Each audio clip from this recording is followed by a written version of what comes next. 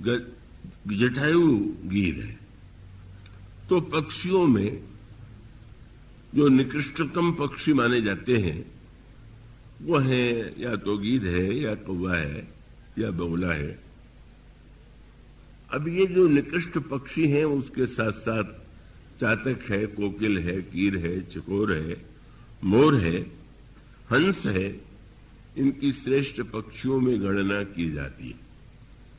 लेकिन एक अनोखी बात है कि रामचरितमानस में जिन दो पक्षियों को सबसे अधिक महत्व दिया गया उसमें एक कौवा है और दूसरा गीध है। और वो इतना महत्व मिला कि जितना हंसों को और अन्य पक्षियों को भी नहीं मिला। तो एक तो आप आरण्य कांड में दृष्टि डालेंगे, जटायु गीध है और गीध की बसो गीध का जो प्रतीक है वो बड़ा समझने योग्य। आप जानते होंगे कि गीध में उड़ने की बड़ी सामर्थ्य होती है और उसके साथ साथ गीध की दृष्टि जो होती है वो बड़ी पैनी होती है। वो ऊपर उड़ता है और पैनी आंखों से दूर दूर देखता है, पर वो उस पैनी दृष्टि का उपयोग क्या करता है? वो दूर दूर तक दृष्टि डालता है कि कहीं कोई पशु या मनुष्य का शव पड़ा हुआ हो और उसके मांस के द्वारा हम अपनी भूख मिटावें, और ऊपर से नीचे उतर करके उस मांस के द्वारा अपनी भूख मिटाने की चेष्टा करता है। तो ये गीध उस रूप में है और कई व्यक्तियों की वृत्ति भी गीध जैसी होती है।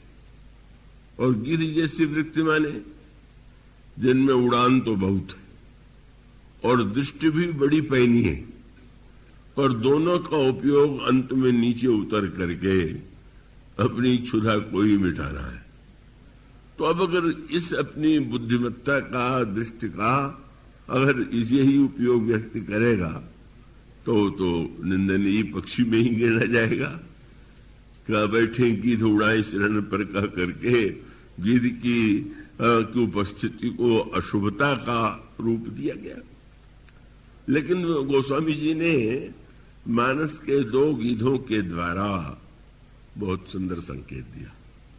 पक्षियों का आकाश वाले गीध तो गीध ही है, पर इसमें सजग संकेत यह है, जैसा कि आगे चल करके संपाति ने बंदरों को अपने भाइयों की, अपनी और अपने भाई जटायु की आत्मकथा सुनाई थी।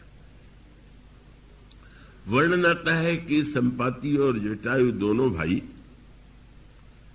और एक दिन संपाति ने जटायु से कहा, ये तो गीधों के लिए बड़ा कलंक है कि ऊपर जाने पर भी उनकी दृष्टि नीचे रहती है।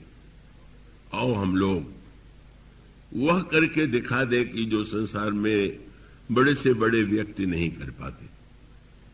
और वह प्रस्ताव यही था कि हम लोग सूर्य मंडल तक यात्रा करें, सूर्य तक पहुंचे, और तब लोग यह अनुभव करेंगे कि वस्तुतः ये गीध कितनी ऊंची दृष्टि वाला है, कितना ऊपर उठने की, उड़ने की इसकी वृत्ति है। और तब दोनों भाई आकाश की ओर उड़ते हैं। पर आकाश में जो जो दूर आगे जाते जा रहे हैं त्यों तो ताप का अधिक अनुभव हो रहा है। और तब जटायु के हृदय में यह विचार उत्पन्न हुआ कि लगता तो यही है कि ये जो सूर्य तक की यात्रा है इसका कोई उद्देश्य तो सही नहीं। प्रकाश सूर्य का तो नीचे भी मिल रहा है और उस प्रकाश में हम जो भी काम करना चाहें कर सकते हैं। तो अब सूर्य के पास जाना तो केवल अपने अभिमान का प्रदर्शन है कि जहां तक कोई नहीं पहुंच पाया वहां हम पहुंच गए। और संभावना यह भी है कि सूर्य में प्रकाश भी है और सूर्य में ताप भी है, तो ताप से अगर शरीर नष्ट हो गया तो मानो जो जीवन था जिसका कोई अच्छा उपयोग हो सकता था वो नहीं हुआ। और यदि पहुंच जाए तो केवल एक अहम की पूर्ति, कितने ऊपर और कितने ऊंचे। जटायु ने संपाति से कहा कि भाई मैं लौटना चाहता हूं। ठीक है, तुम लौट जाओ। जटायु नीचे चले आए। संपाति ने और आगे बढ़ने की चेष्टा किया, पर वो सूर्य तक पहुंचने के पहले ही सूर्य के ताप से संपाति के पंख जल करके नष्ट हो गए। वो नीचे की ओर गिरे।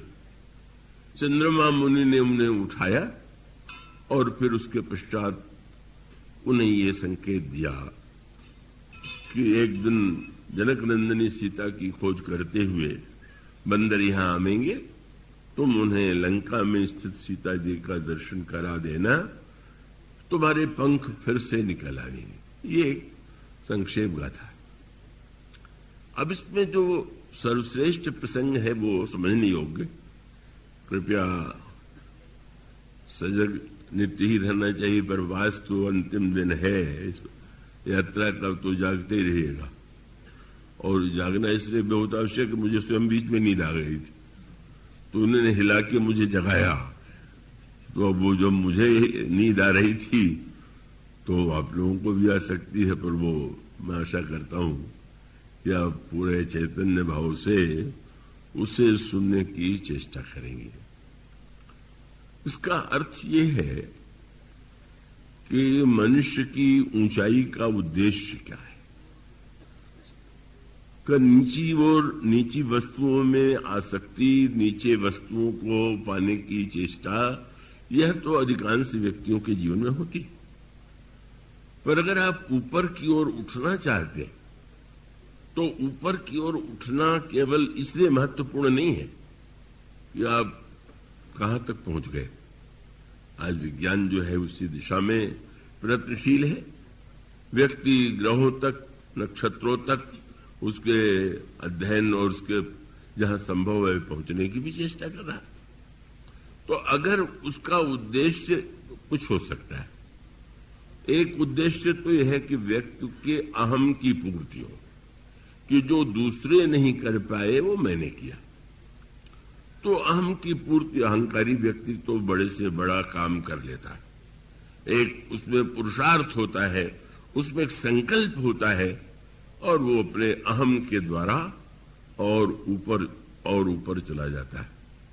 आप जानते होंगे अहंकार को मद भी कहते हैं, मद शराब को भी कहते हैं।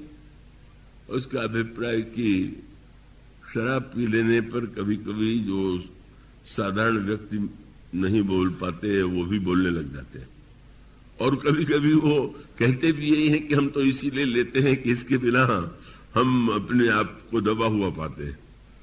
ये समर्थन न समझ लीजिएगा। इसका अर्थ ये है कि ऐसा कई लोगों को ऐसा भ्रम है और होता है। लेकिन अब फिर वही प्रश्न है कि जो नशे के द्वारा अगर कुछ समय के लिए हम अपने आप को बुद्धिमान समझने की चेष्टा करें तो स्थायी भाव नहीं होगा। इसलिए बात में जब पढ़ता हूं तो बड़ा आनंद आता है।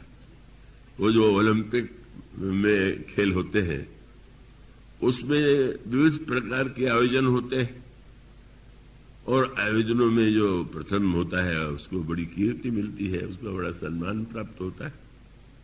तो आपने पढ़ा होगा कि उसमें एक नियम कि अगर कोई प्रथम आने वाले व्यक्ति के विषय में ये पता चल जाए कि इसमें कोई उत्तेजक औषधि लेकर के सफलता पाई तो उससे वो स्वर्ण पदक छीन लिया जाता है।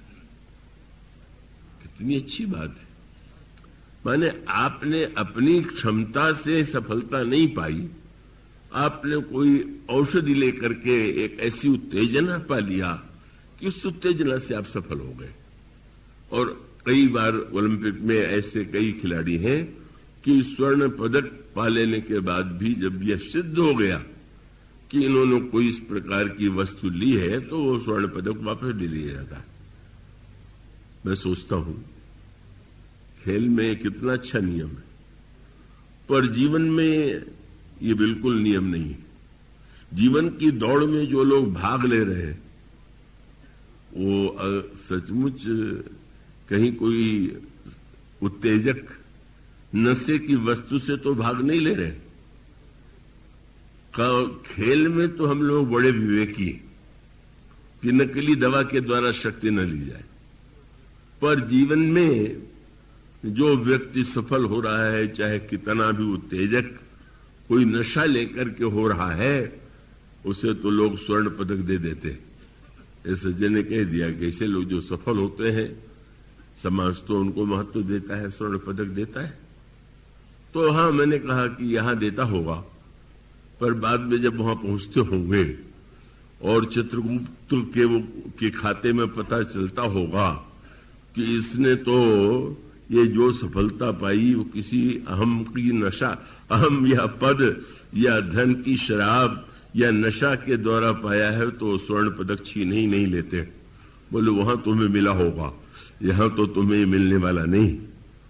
और इसका अर्थ ये है कि बड़े महत्व की बात है, और इसके महत्व को साधारणतया लोग उतना समझ नहीं पाते। महत्व बहुत है। हम जीवन में चाहते तो है कि नैतिकता आवे, बदलाव आवे, लेकिन उसके पीछे कौन सी वृत्ति होनी चाहिए इसकी ओर हम विशेष महत्व नहीं देते। तो इसलिए वस्तुतः एक बड़े महत्व का जो आध्यात्मिक तत्व है वो ये है कि आपके जीवन की जो ऊंचाई है उसका लक्ष्य क्या है, और आप उसे जो पाना चाहते हैं उसकी पद्धति क्या है।